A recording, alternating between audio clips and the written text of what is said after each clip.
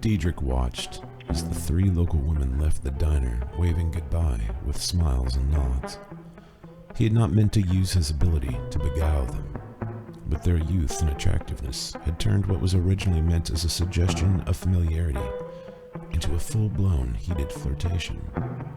He found this particular ability almost impossible to control, and to say that he was not enjoying the fact that people were reacting to him so positively would be a bold-faced lie.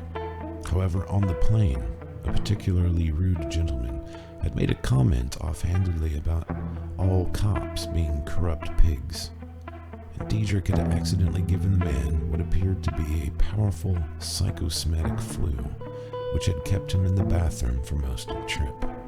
It had occurred to Diedrich that with a little more provocation, this suggestion might have ended with the stranger suffering a heart attack or stroke.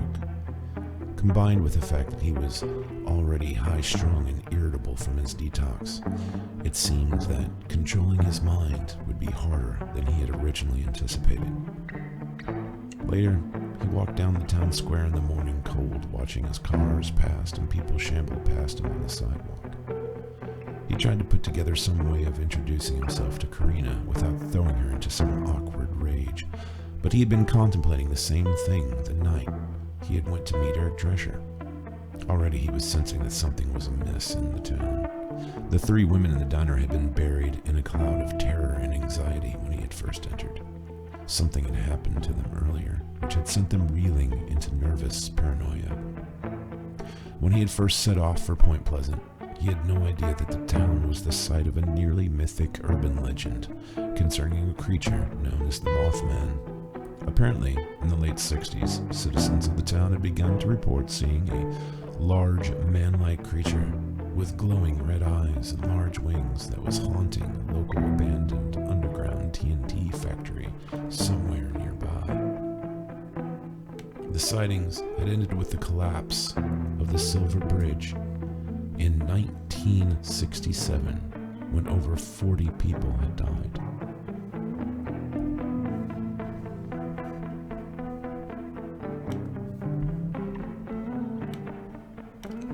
The legend of the creature had become one ranked with the Sasquatch and the Loch Ness Monster.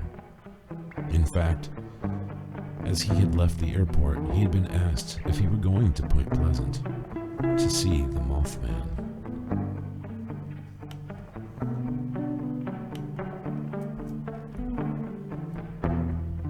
He had decided to take the young woman's advice, and upon finding the low, booked a room for a week. Exhausted, he had found his room number and entered. Once inside, he had immediately taken a shower and laid down on the bed. As tired as he was, sleep still would not come easily, and he found himself fantasizing about a bottle of scotch to escort him into the depths of unconsciousness. He mentally punched himself in the face and rolled over onto his side, burying his head beneath a flat hotel pillow. "We don't have time for this," said a familiar voice from the side of the bed. He pulled back the pillow and looked up to see Petra, sitting casually in the chair by the window, like a shadow in the gray winter light. He shot up in his white complimentary bathrobe and almost fell backward off of the mattress. "It's you!" he almost shouted, as she gazed at him coldly. "It's nice to see you too, Diedrich, but I am a little disappointed. I was expecting more urgency, not a cat nap." He was struck speechless by her accusation. "What exactly are you expecting me to do?" he said, half pleadingly as she leaned forward and gazed at him with dark, angry eyes. "I am expecting you to get your ass out of bed and go get my daughter before her soul is raped by Emmerich." The temperature of the room felt as if it had dropped below freezing as goose flesh sprung across his body. "What the hell are you talking about?" he replied with impunity, despite a creeping terror which was chilling his heart with icy tendrils. She stood before him completely transformed from the seductive cool apparition to which he had become accustomed into what now appeared a very wrathful and dangerous ghost. "Don't you get it? You can see me again. Emmerich Emmerich's god is here, and so is he. How is that possible? I took the amulets from the safe in Brookwood, but one was missing. Emmerich's phylactery was not with the others. That was when I realized that he had done something with it, but by the time I was already fading from clarity. You can only see me when Emmerich's demon is nearby. That's why I was able to contact you in the elevator in London. I've been fighting to keep track of you in this damn ghost fog. It's like walking around inside a dream that never ends, but I just kept looking for you. I can see you, Dietrich, even when you can't see me. You're the only anchor I have to reality. But when we got here, I started to see things again. I could see the world of the living like before. I found Karina, and that was when I saw it laying on her bedside table. I think she's had it all these years. God damn him, he must have given it to her when she was little. She always loved him so much. She never saw what an evil shit he was, and he used that. I think he's taken control of her. He's brought that thing here, but it's different than it was before. I haven't seen it, but I can sense it out there, watching and waiting. You have got to go to her and help her. Dietrich was up and getting dressed in moments as the spirit furiously stalked from one side of the room to another. After he had pulled on his boots, he looked over his shoulder, and she was gone. In the lobby, he found himself desperately trying to think of some way that he could get to Karina's house. His mind was a searchlight as it worked to find some means of transport. Then, as if he had suddenly been administered some soothing drug, a plan began to formulate as if its own accord. He walked to the desk and looked at the older manager who stood pleasantly behind the counter. Hello, I am a stranger in these parts, and I was wondering if you could help me with something. Dietrich reached out with his mind and began to influence the man with a subtle wave of suggestions. The man smiled broadly. Anything I can do for a customer, he replied cheerfully. Yes, there's a young lady who works here, but I don't know her name. She has purple hair. Oh yeah, that'd be Janelle, he said with a certain amount of disdain. I was wondering if you could give me her phone number. Dietrich said this as if it were the most mundane and common request in the world. Oh, I can't give out employees' personal information. It would go against policy. It's okay. You see, I'm a friend of hers. Dietrich pushed the edge of the suggestion ever so slightly until strange realization appeared shining in the manager's eyes. Well then, if you are a friend, I don't see where it would be a problem. The man began typing on the keyboard of the computer by his side and then gave Dietrich Janelle's number cheerfully. May I use your phone? The manager placed the phone on the counter with a grin that said, I really like this guy. Marianne sat in the office of her brother's garage behind his shop computer, playing solitaire on the monitor. She had called in at the post office and was listening as Jacko cursed and yelled as he tried to install a transmission in a large green pickup. Meanwhile, one of the other mechanics was beating the crap out of the hard top of her '69 Mustang GT with a mallet from the inside. It was then that the phone rang, and as was her duty, anytime she manned the desk, she answered. Jacko's Garage, what can I do for you? Marianne! Janelle's voice was excited and bubbly on the other end of the line. Dracula needs a ride! Marianne dropped her face into her free hand and moaned. Well, I guess he's SOL now, isn't he? Come on, Marianne, please! It's really important that he gets out to Karina Drescher's. Seriously, how do you know that he doesn't want to, kill her or something? He's a really nice guy, come on. And pick me up. He's at the low, waiting. My car isn't even fixed yet. Fuck that. Get in the stupid thing. Get over here. Marianne heard a bang as Janelle slammed down her phone. Marianne sat dumbfounded as the phone went dead. She was just contemplating how she really didn't have anything else to do that day when Luann stepped out from the restroom. What's going on? She said. She waved the cloud of pot smoke which billowed out from around her.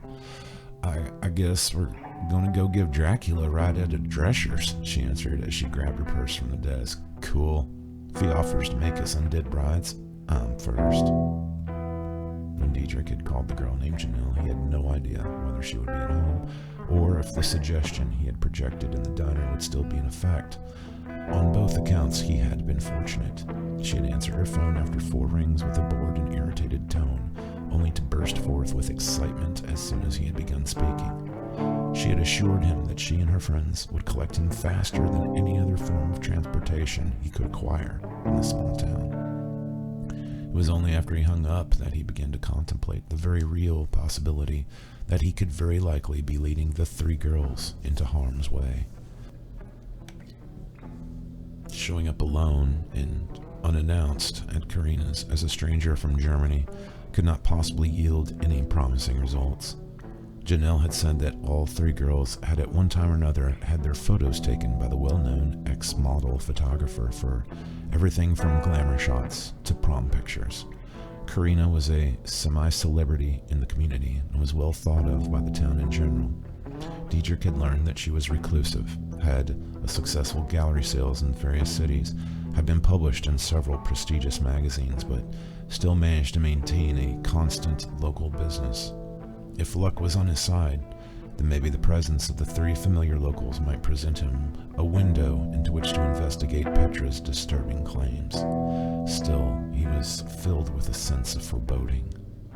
When the car pulled up, he immediately spotted the scratched and dented condition of the hardtop. For a brief instant, he received a flash of images concerning an attack or accident occurring the night before. As Janelle climbed from the passenger seat and moved to the back, he entered the car, which was rank with the smell of alcohol, tobacco, and marijuana. Sorry about the car, the girl driving, a slim brunette with shoulder-length black hair and dark brown eyes, said with mild embarrassment. It was a deer, Janelle said from the back seat with a strange laugh. Biggest damn deer we ever seen, the other girl added casually. Diedrich immediately knew this was a lie, but sensed that any further questioning would lead to problems. No, I am very grateful for your generosity, he said, smiling as the car pulled out into the street. The driver, named Marianne, seemed troubled and distracted as she drove recklessly through the town. So, what do you do for a living, Marianne stuttered slightly as she tried to pronounce his name. You can call me Dieter, if you like, he said reluctantly. And as if they had unconsciously projected his dislike of the nickname, Janelle said, I don't like that. We'll just call you D, she giggled, as if this were some joke amongst them. Marianne rolled her eyes as she flew from a stoplight. They think you look like Dracula. He laughed. You are not the first. When I was in college, I was told the same thing. To answer your earlier questions, I am a policeman. Immediately, the girls became rigid and nervous as they clutched their purses protectively. Don't worry. I am on vacation. I have no intention of causing you young ladies any problems. They seemed to relax and gave each other glances as if they were conducting some silent conversation with their eyes. What about Karina? Marianne asked timidly. Is she in some kind of trouble? I truly hope not, he answered. But the growing knot twisting in his stomach said different. As the car drew to a stop in the graveled driveway outside the ranch house, which sat surrounded by a thick forest of barren, ice-laden trees, Diedrich was immediately assaulted by an overwhelming sense of wrongness. There was a heavy stillness to the air which pervaded the house with a powerful, stifling cold. He remembered Peter and Lily's description of how they had felt approaching the house in Brookwood and shivered as he noted the similarity. As they walked up the concrete walkway, he noted that the windows were opaque and white with frost, as if there was no warmth within to clear them of the frozen condensation. They stepped into the large wooden porch, and Janelle began ringing the doorbell before he could say a word to caution her. However, there was no response. She's got to be here, Janelle said, now attempting to turn the knob, but finding it locked. It snowed a week ago, and there are no cart tracks from the garage. Diedrich had noted the same detail, but but was impressed with the girl's attention to her surroundings. However, he had noticed that there were dozens of footprints through the snow around the house and the garage, but he kept this observation to himself. Could she have left before then? Marianne said, lighting a cigarette and blowing smoke from her nose. No, my mom brought my little brother out here for some pictures right before the storm, Janelle answered. She's got a key over there under a fake rock by the sidewalk. We can't just go walking in, Luann said. Could she be in trouble, Dee? Janelle asked, as if she had somehow once more caught a brief glimpse of his thoughts. He looked at the girl solemnly. I will not lie to you. Yes, she could be in some danger. Without another word, Janelle had stepped past them and off the porch to a large stone in the shrubs by the sidewalk. She returned to the door and, fitting the key in the lock, opened the door. The inside of the house was freezing cold. They could still see their breaths as they entered the foyer into the living room. The house was silent as a tomb, and the fireplace showed no signs of having been lit any time recently. Janelle called out, but there was no response. As they crossed through into the large open dining room, Diedrich noticed that the entire table was covered in strewn piles of photographs and empty wine bottles. Holy shit. Does she have some kind of party? Luann said as she lifted a bottle of Merlot and eyed it suspiciously. There was no party, Diedrich said as his eyes caught the first images captured in the photos. This bears all the signs of obsessive work. I would say that she had been very busy this past week. His mind flashed to when he had first seen the canisters of film in Emmerich's safe in Berlin. There's why the house is so cold, Danielle said, having wandered into the kitchen. The back door was open. They heard a slam as she closed it. It was then that Marianne let forth a shriek as she dropped a handful of prints to the floor, her face drained of all color and her eyes wide with shock.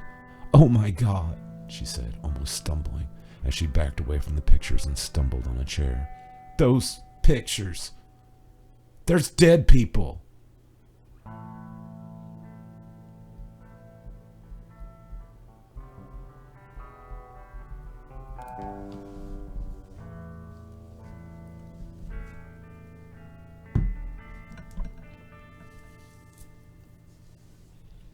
Russell and Mitch were climbing along the embankment of the stream with the watchful eyes of practiced hunters. The three beagles were running ahead through the snow-covered underbrush, sniffing and panting with eager intensity as they sought to flush out hiding rabbits from their masters. Russell stopped momentarily and reached into his hip pocket before withdrawing a rolled package of Red Man chewing tobacco, and then opening it, offered some to Mitch before placing a large, pinched chunk in his cheek. He chewed thoughtfully, letting his saliva saturate the soft black chew, and stared up at the overcast sky before sagely decreeing, "Looks like more snow, buddy." "I'd say you were right on that," Mitch agreed as he spat a thick wad of coffee-covered juice onto the ground. "Let's head up into that clearing and see if we can't scare up some bunnies there." Russell nodded and spat as they climbed the hill and onto a small path running along a wide grove among the beech and maple. Russell and Mitch had been friends since childhood. They had grown up together, joined the army together out of high school, served in Korea together, and now after years working as coal miners had retired together. They were both married with children and grandchildren. Although loved by their wives, it had been a consensus between the families that Russell and Mitch might as well have been married to each other, so close was their bond. They met each other every morning at the drugstore for coffee, and often ate lunch at the bar if they weren't fishing or hunting in the woods. As they ambled along slowly, watching the dogs appear occasionally from the sides of the path ahead, both detected a sound echoing through the woods.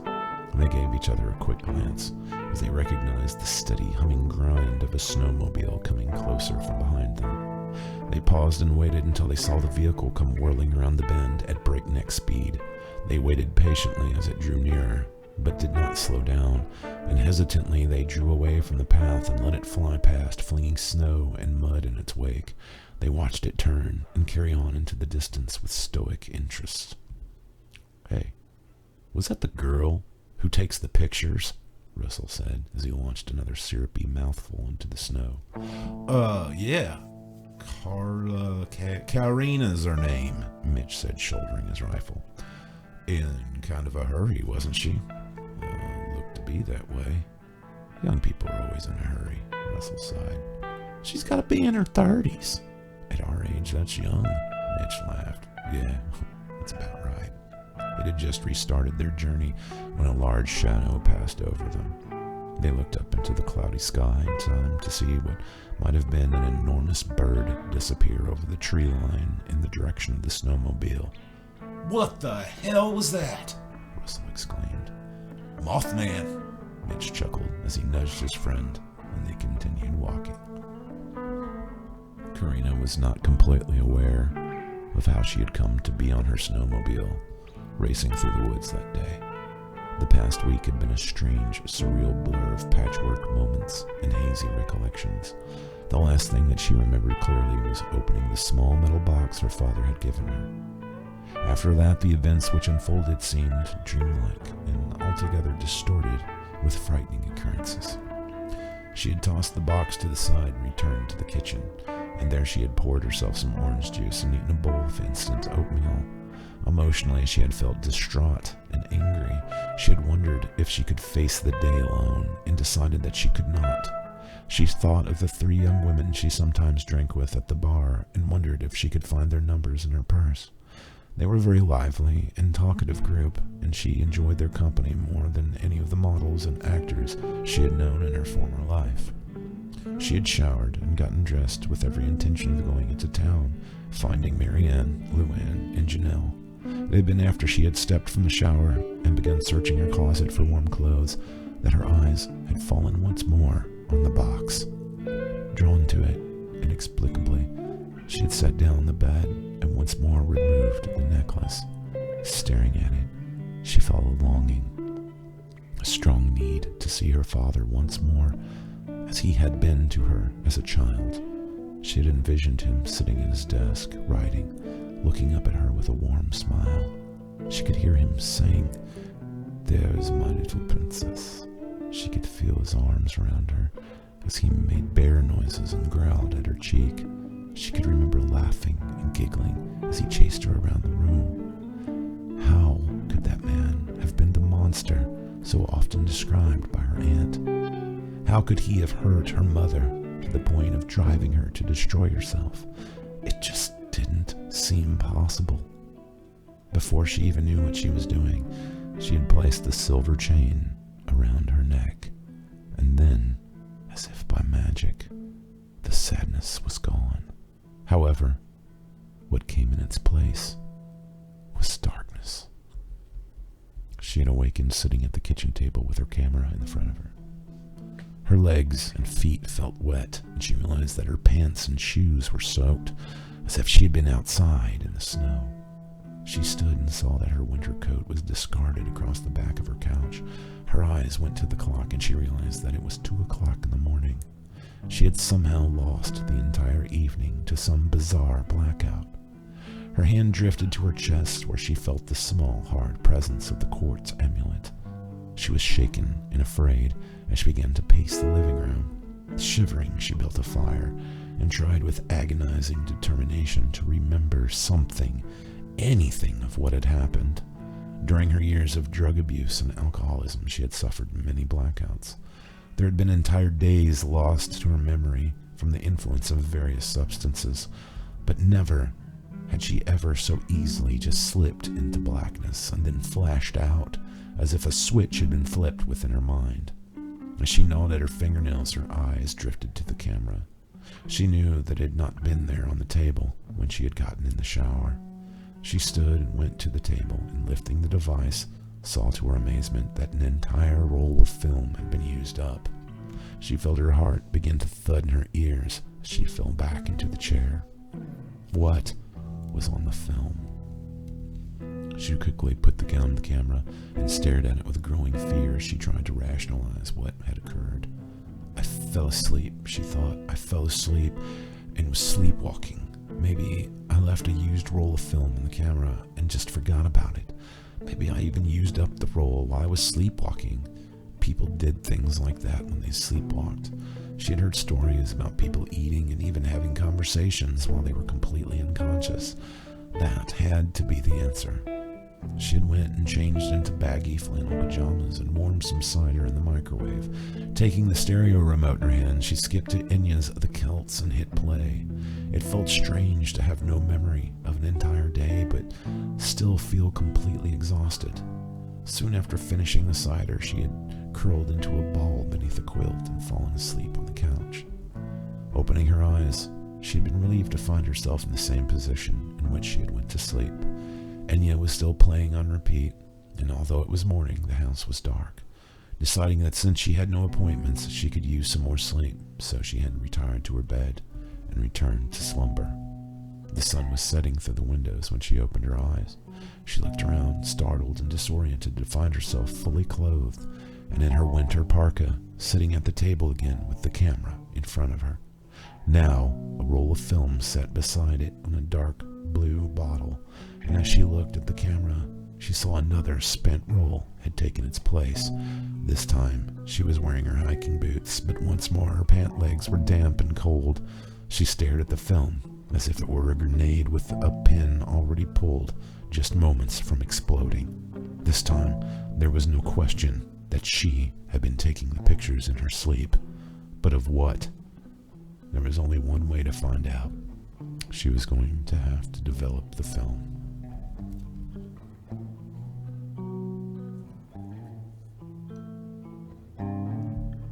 We were worried sick, Dad. Russell's son Clement was standing over the kitchen table, waving his finger belligerently as Russell sipped coffee and read the paper. You and Mitch are too old to be wandering around in those hills, especially with that road crew going missing. Russell had heard all about the city workers who had went out to the area near where they had been hunting and vanished. Clement had been out with the small search party the sheriff had organized looking for the 3 men. They had left soon after lunchtime to repair a fallen power line, and after not reporting for many hours, their truck had been found parked and empty by the roadside near the TNT bunkers. Clement was a deputy and had taken the entire event very seriously. "I bet those boys just got to drinking or something and got lost in the woods," Russell explained without taking his eyes from the sports page.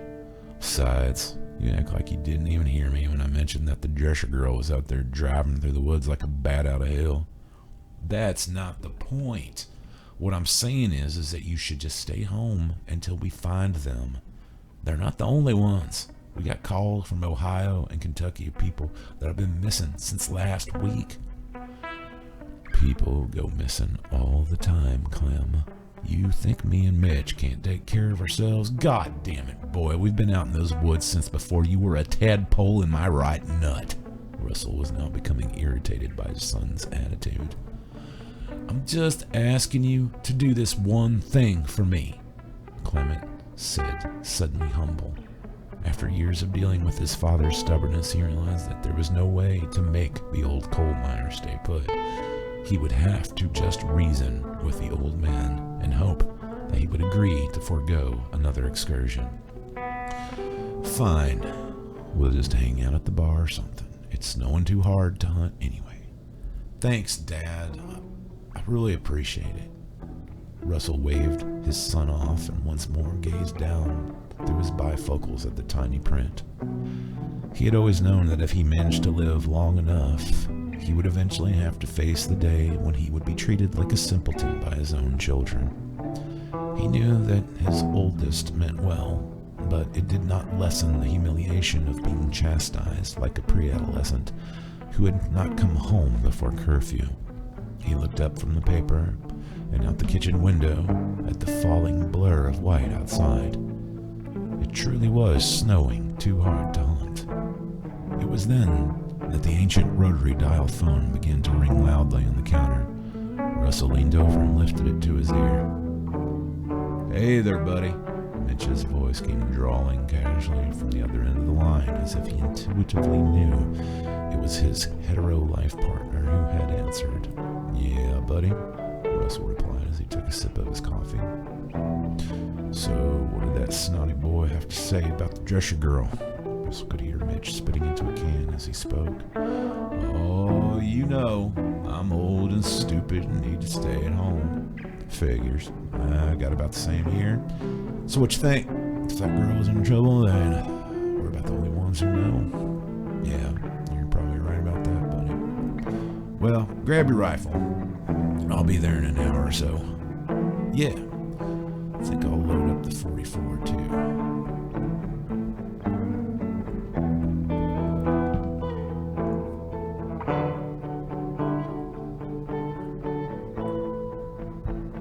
Karina had stood in the red light of her darkroom, staring down at the developer fluid as the photo paper began to relinquish the first image from the film. She watched, trembling, as the scene grew increasingly vivid. It was her. She was standing in front of a mirror, taking her own picture. She laughed with relief as she took the print from the pan and pinned it to the line. What had she expected? She stared at the photo until her smile gradually began to fade. She leaned closer and squinted in the dim light as she noticed the strange, blurred outline which surrounded her form in the picture. It appeared as if she were surrounded by a smoky gray aura just barely detectable in the shot. Her relief was suddenly shattered as she turned and reset the next frame of film in the machine and laid out another sheet of paper beneath. When she had examined the negatives, she had seen what appeared to be trees in this particular picture. She waited as the machine projected the image onto the sheet and once more placed the sheet in the pan. Time passed with agonizing slowness as she watched for the picture to appear. It was a photo of the woods outside her house. Of this much she was sure. She could even see the edge of her roof through the chestnuts down the hill. She had leaned over the pan and stared intently as she studied the darkening, frost-covered limbs. What had she been trying to capture? She took a magnifying glass from the counter and held it over the pan as she scrutinized every detail of the amnesiac photo. It wasn't long before she saw it. There, perched in a tall oak, was a dark shadow hunched on one of the lower limbs. It looked as if it were humanoid in shape, but enormous and distorted in the distance. She nearly dropped the magnifying glass as she fell back against the supply shelves in shock. It looked as if there may be human forms walking in the underbrush beneath the tree. "Fuck this," Karina said and began to move for the darkroom door, but then she felt the strangely familiar tug of fading consciousness begin to creep like a fog over her mind. She resisted with all her will, but she felt as if she were sinking farther down and away from her surroundings. She swayed on her feet as it seemed like a barrel was being placed over her senses, and slowly the lid was closing. She looked at the photo and struggled to fight the sensation of gradually losing control of her body. What is happening to me? When she regained consciousness, she was sitting once more at the dining room table. The sense of just now awakening from a deep slumber was overpowering, and yet she had felt completely and utterly exhausted. She was wearing the same clothes as when the strange seizure-like episode had occurred, but she was disheveled and rank with body odor. The sandy scraping of her legs within her blue jeans indicated that they had not been shaved for a long period of time, and her hair was greasy and matted as if uncombed for days. The house was abysmally dark and cold. The table was covered in piles of photos, and nearly a dozen empty wine bottles stood scattered around the room. Her stomach felt empty and sick as her head pounded through a fog of alcohol. She was dizzy and nauseous as she reached for the picture lying in front of her. She immediately recognized the large open metal door gaping from beneath snow-covered underbrush and trees in the scene as being one from the abandoned TNT bunkers outside of town. During World War II, the bunkers had served as manufacturing plants for explosives. Now they served mostly as a party area for teenagers of Point Pleasant and the occasional Mothman hunter. The next photo was closer and showed the darkness within the open door of the bunker. The following pictures showed that she had drawn nearer and finally was within. There in the darkness there seemed to be pale figures moving in the dark shadows by the concrete walls. The last shot in the series was a close-up of one of the figures. It was a man dressed in the clothing of a city worker, but his body was covered in tears and injuries. His chest was mangled and distorted as if the rib cage beneath was damaged severely. As Karina stared at the man's face, she was struck by the dawning realization that there was no possible way that the blank, staring eyes and open, dislocated jaw could be those of a living human being. She began to scream, but the sound was stifled by a surge of liquid from her stomach. She fell from the chair and scrambled to the bathroom, where she vomited half on the floor before making it to the toilet. She watched as floods of red wine and bile belched out into the porcelain before a gurgle in her lower bowels indicated that she was about to spill from another orifice as well. As she struggled with her pants, she was reminded of a summer in Paris when she had been involved in a week-long extravaganza of drugs and drinking. Staring at the stubble on her legs as her stomach cramped and spewed foulness, she surmised that she had been unconscious and living off of little but wine for days. There, hunched down on the toilet, she saw the little necklace dangling from her neck. It felt heavy and cold. After an hour of her body expelling toxins in horrible ways, she stumbled back into the living room and forced herself to study the photos. More pictures of the bunkers with groups of slumped human forms moving in the shadows.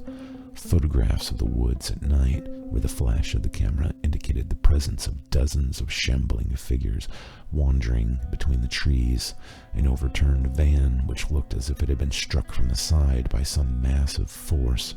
A picture of her house with something dark, winged, and man-shaped was crawling over the roof. Scenes taken from some twisted nightmare version of her true reality. How could this be real?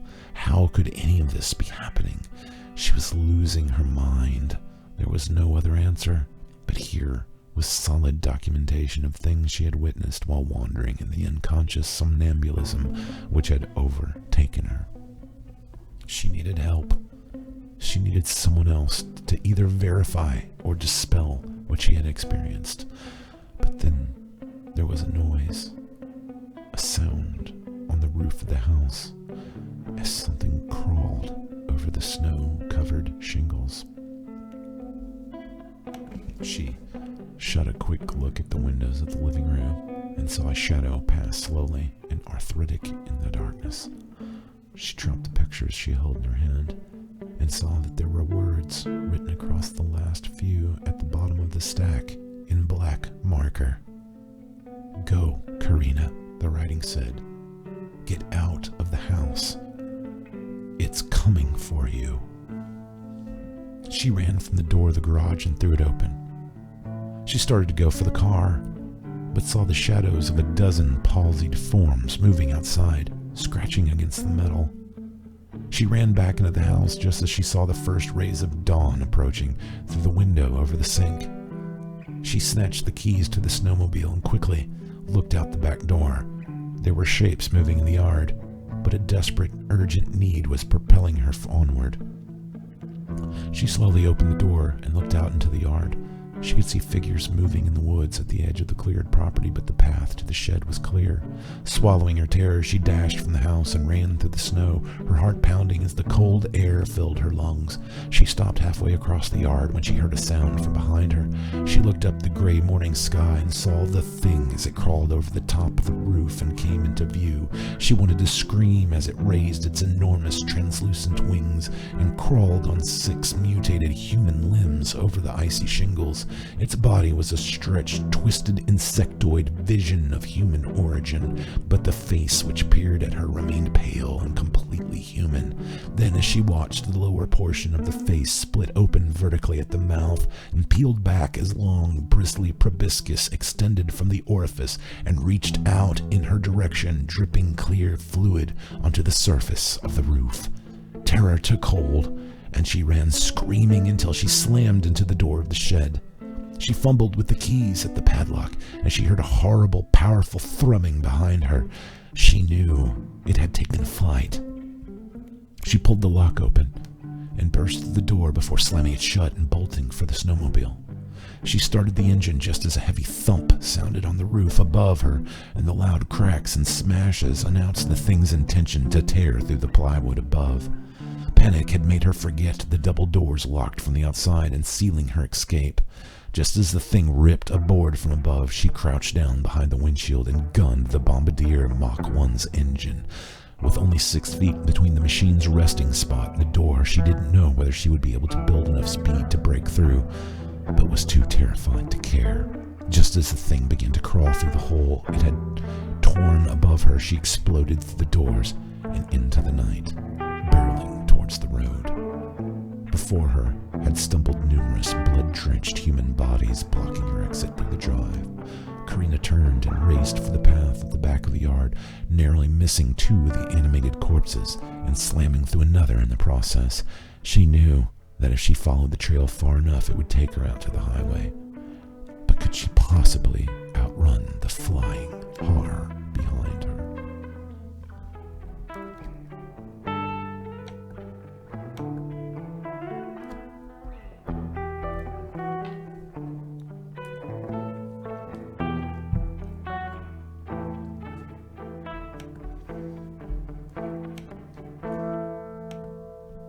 All I want to know is what the fuck is going on? Marianne said as she stood outside the utility shed staring at the 2 front doors, which hung broken and splintered on their hinges. Diedrich was studying the hole in the roof with deep concern as he puffed on the massive dragon pipe. The girls were huddled together in the cold, smoking cigarettes in their shaking, nervous hands, as he then walked around the yard gazing at the snowmobile tracks and dozens of dragging footprints in the snow. It was now evident to him that he had virtually no knowledge of the area, and even if he were to commandeer Karina's vehicle from the garage, he would have no idea where to go. How could he possibly explain any of what was occurring to the young women without sounding like a raving lunatic? It was the fucking Mothman, the man said defiantly. Don't bullshit us, D. Look at the fucking roof on that shed. Something dropped down from the sky and tore a hole in the roof, just like when it dropped on Marianne's car. For some reason, the Mothman is after Karina, and you know a hell of a lot more about it than what you're telling us. Diedrich stared at them for a moment as he contemplated her words. You say that you were attacked by this thing, he said as he stepped close to them and stared into their wide, tear-filled eyes. Damn straight, the man shouted. What is it? An alien? You work for some secret German government group or something, don't you? Not exactly, he answered. He wondered if maybe these girls weren't capable of understanding more than what he had given them credit for. After all, they had been raised under the mythology of a strange flying creature which roamed these parts since they were children. Those were zombies in the photographs, Janelle said quietly. Those pictures were taken at the old TNT bunkers, and they were filled with zombies. What does this thing do? Raise the dead? Yes, I believe that is exactly what it does, he stated bluntly, drawing surprised looks from all 3. But the question is if there is some kind of creature flying around with walking corpses at its command, hunting Frau Drescher. What would you do? He used all his will to withhold the impulse to influence the girls. If they were going to help, it would be their own choice, and not by the power of his suggestion. If they chose not to help him, he would do his best to erase all of the day's events from their memories, and they would never know that they had ever even met him. We would help her, Marianne answered after a long silence, during which it seemed they held another wordless conversation like the one he had witnessed in the car. Wouldn't we? She asked the other 2. God damn, this is fucked up, Marianne answered as she threw the butt of her cigarette into the snow. We can't go to the police with this, can we? Janelle asked as she wrapped her arms around herself protectively. I am afraid not, Dietrich said, moved by the girl's courage. Well, what can we do? Marianne said as she straightened her shoulders and pushed the hair from her eyes. I might be able to do something, but truthfully, I am not really sure, Dietrich answered. Before I can explain, I must ask you a question. He looked at each of them directly in the eyes before continuing. Do you girls believe in psychics? I call the psychic hotline all the time, Marianne answered, and the other two nodded their agreement.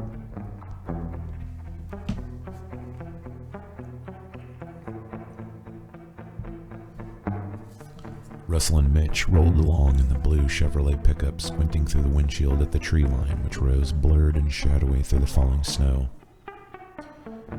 If she followed that trail all the way through, then she would have come out around here, Russell said as he slowed and parked where he knew by memory the path ended. They took their rifles and exited the vehicle and began climbing up the embankment by the road, gazing cautiously around for any signs of disturbance. After a few moments of searching, they found the now vague outlines of snowmobile tracks leading through the woods. They began searching hurriedly before the falling powder erased any clues that they might find as to the woman's whereabouts. After only 10 minutes of walking, they found the snowmobile turned on its side in the ditch. They could see the faintest imprints of someone on foot who had apparently stumbled erratically into the woods. Carefully walking up the hill, they entered the woods and began examining every tree and bush for evidence of Karina's descent into the tree line. The trail led them to a clearing where they saw a dark hump in the process of being buried by the heavy snowfall.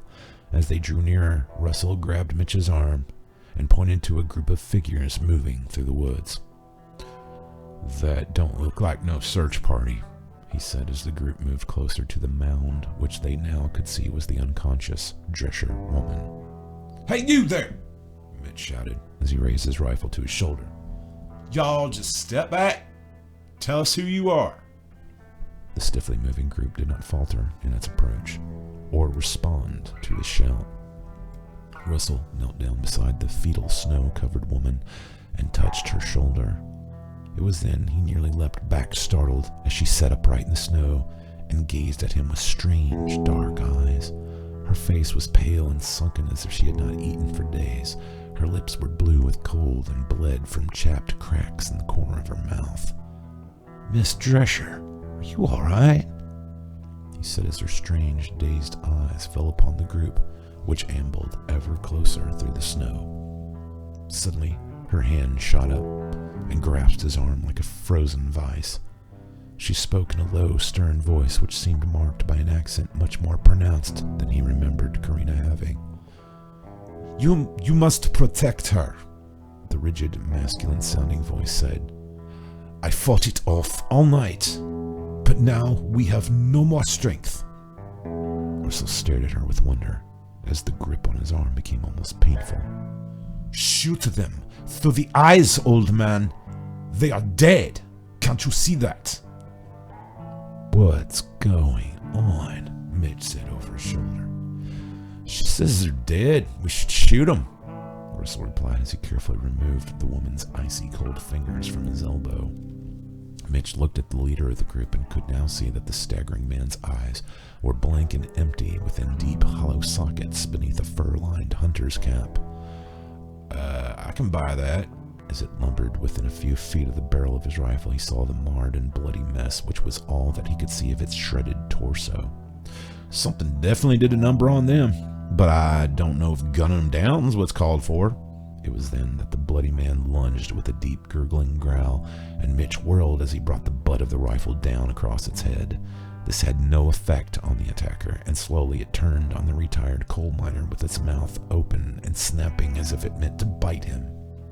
Mitch backed away in shock as he saw the tiny familiar shapes of flies crawling within the ravenous mouth of what he was beginning to believe was a walking cadaver. "Sorry, buddy," he said as he aimed and pulled the trigger of the 30-30 Winchester and watched as the face of his opponent seemed to implode with the burst. Holy shit! Russell exclaimed as he saw the figure slump down into the snow, flies and maggots crawling from the crushed brain pan as the body continued to writhe and move as if attempting a post-mortem snow angel. "Come on, honey," he said as he grabbed Karina and helped her to her feet.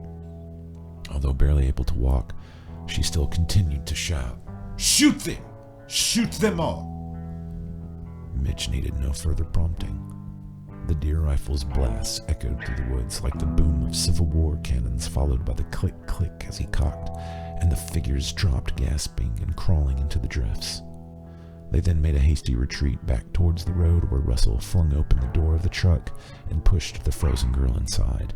Mitch got in and started the engine before slamming the truck into gear and driving off down the slick blacktop as fast as he could manage in the face of the blizzard piling over them.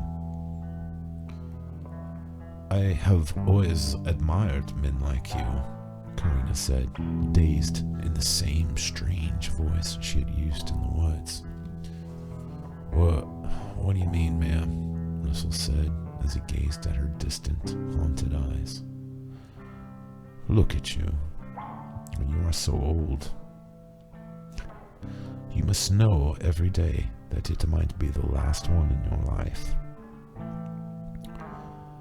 You must love life to grow old, but to face the end with dignity.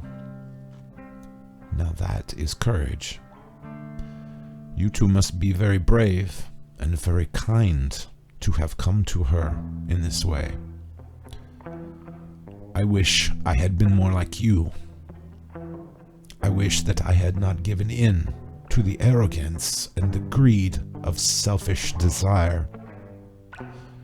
I let it in, and it never let go. Oh, now, Miss Drescher, you're not in your right mind," Mitch said, as he took his eyes from the road for a moment to see her laughing.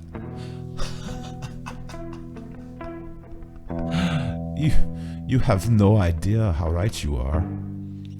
You must know that I never wanted anything to happen to my children."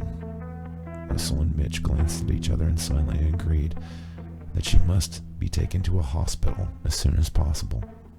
Mitch sped up despite the road's slick, dangerous surface. I thought that if I got them away from me, then perhaps it would forget them. But spirits like this one, they always follow blood. I could have saved Eric. I gave him one of my stones, but he was so little. And I'm sure that Petra's sister took it. Stupid woman. I had placed it in with the little locked box and told her that it had photos of his mother within that he may value when he was older. That ridiculous woman probably never gave it to him, thinking that it contained too many bad memories. She would of course have been right, in a sense. And then there was sweet Karina. I could have protected her as well, but I forgot, you see. It is fitting that in my own blind egotism led to all this. I had forgotten about my other child, the one who was born to this student in my class. She was the one who came and told Petra about me. Her name was Clarice McDonald, and I gave her some money, and I thought she had aborted the child, but she didn't. I never bothered to check, you see. Soon I forgot all about her, but not him. He never forgets. He went and found him and took him for his own. I never imagined that he could become that thing. Now he wants Karina. With a brother and a sister, he can keep the line going. Russell watched as her head slumped forward, and she plunged into unconscious, limp and motionless between them. "Jesus almighty, she is completely off her rocker," Mitchell exclaimed, wide-eyed as he turned into town. "What the hell do you think that was all about?" Russell said as he carefully put the back of his hand to her forehead. She's burning up, Mitch. I don't know, Russ. But she's going to Pleasant Valley. Those folks out in the woods were definitely sick with something. If she got it, then she's in trouble. You'd think it was contagious? Hell, if I know, but let's get checked out just to make sure. They weren't sick, Mitch. They were dead as roadkill, and you know it. If you say that, they'll lock us up in the Alzheimer's ward and never let us out. Guess we'll just play it by ear then, see what happens.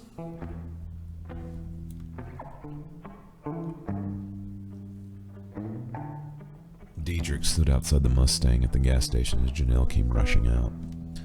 They had just returned from Karina's and were preparing to head out towards the TNT bunkers when Marianne had noticed her car was almost on empty. Janelle approached him excitedly and said, "She's at the hospital." "What are you talking about?" Marianne said from inside the car. "Karina! Mitch and Russell found her out in the woods, half dead from pneumonia." "That's great. She's alive then," Marianne said, slapping the steering wheel with joy that they weren't going to the bunkers after all. "Yeah, but there was all kinds of trouble. Mitch and Russell got hauled into the police station." "Why?" Luann said from Diedrich's side. Steam rose from a small styrofoam cup in her hand. "Apparently they came into the hospital last night with some crazy story about being attacked by sick people in the woods. When Clement went out there, he found a bunch of bodies in the woods all shot up." "So Clement arrested his own dad?" Luann said with disgust. "I guess so. What do we do now?" Diedrich looked out over the small town and sighed. "Do you think that they would allow you in to see Miss Drescher?" he asked. "Yeah, probably. We know a lot of the nurses at the hospital," Janelle answered. "Drop me off at the police station, and I will see if they will allow me to talk with these men. You go and see if you can learn anything from Karina." "Thank God we do not have to go out to those bunkers," Marianne said with unrestrained relief. "The time may yet come when we have to face that horror," Diedrich said as he patted her shoulder from the car window. "Well, if that time's come, then I will be sure to borrow Jacko's sawed-off," she answered nervously. Sheriff Garland and the search team trudged up the path through the fresh, thick drifts towards the bunker. The remnants of the tracks had led from where they had found the corpses of the city workers had led them on a winding sojourn directly to the doors of the TNT bunkers. The hounds, which had been excitedly dragging them onward through the woods, had now become nervous and refused to move any closer to the large submerged mounds huddled in stark gray and black trees before them. He called the men to stop and stooped down as he studied the various bloody tracks which mottled the snow before the door. He could only make a rough estimate, but years of hunting and tracking experience had told him that he was looking at the footprints of somewhere close to almost 24 different people, if not more. With his revolver in one hand and his flashlight in the other, he called to his two deputies to his side, and they approached the door, ready for a confrontation. As they entered the cold, stale darkness, they were immediately greeted with the odor of decay, and to his disbelief, the presence of flies buzzing in the beams of their light. "Holy shit!" he exclaimed, as the glow fell upon the first set of bodies, which lay seated along the far stone wall, motionless, pale, and rigid with rigor mortis. "What the hell's going on here, Sheriff?" his deputy whispered as they saw another group along the opposite wall. "Radio the station and have Clement call the feds, Willie," the sheriff said, his voice weak and quiet. "I think a serial killer's been using the bunker for a hideout."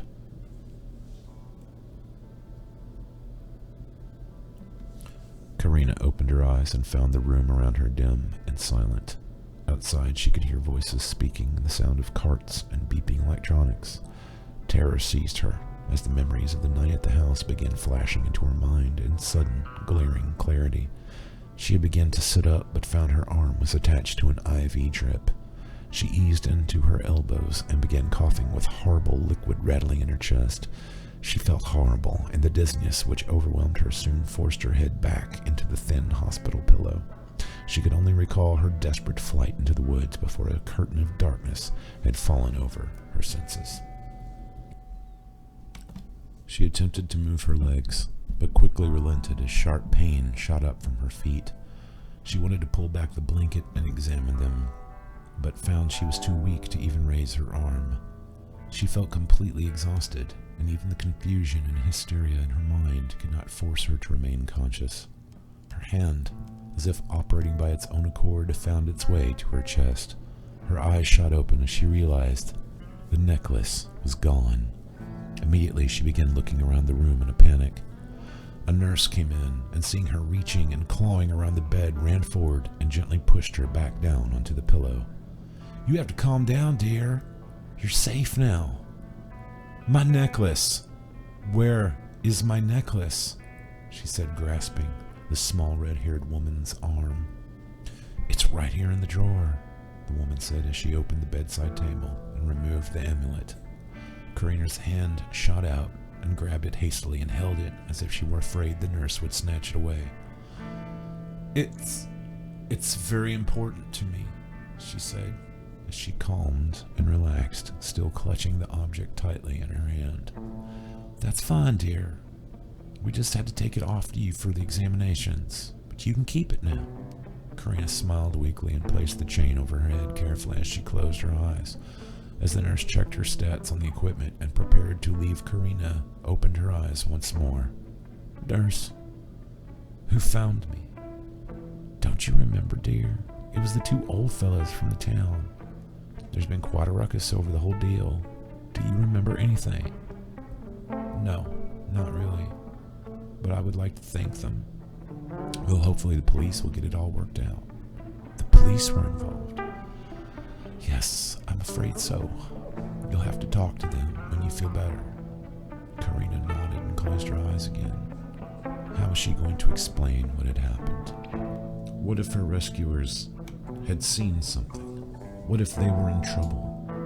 As her mind sluggishly pondered the horrible implications of what could occur, she began to doze. Maybe she was just going crazy, and there wouldn't be anything to explain at all.